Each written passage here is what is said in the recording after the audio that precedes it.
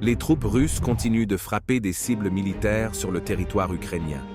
À Odessa, le club nautique, où se trouvaient les troupes ukrainiennes, a été touché. Les troupes russes ont également attaqué l'aérodrome militaire Martinovka à Voznesensk. À la suite de la frappe, une détonation secondaire de munitions stockées dans des hangars s'est produite. Pendant ce temps, les forces ukrainiennes ne cessent d'attaquer les villes frontalières en région de Belgorod. Cette fois, des drones de type avion ont été impliqués dans l'attaque, mais il n'y a eu aucune conséquence grâce au travail de la défense aérienne russe. Les troupes ukrainiennes ont de nouveau tenté d'attaquer la Crimée avec des drones d'attaque. Les forces de guerre électronique et de défense aérienne ont détruit 8 drones ennemis en approche. Dans le secteur de Svatovo, les troupes russes progressent en direction de Makeyevka.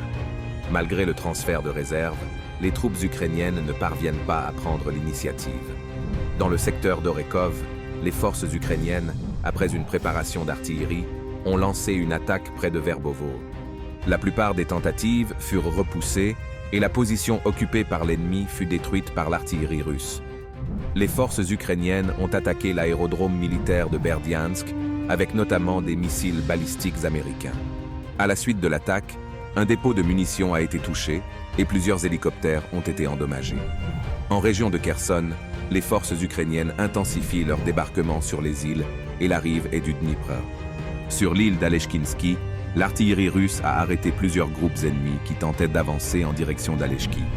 Les unités ukrainiennes tentent d'élargir la tête de pont sur la rive est en avançant par petits groupes vers Poima et Peshanivka.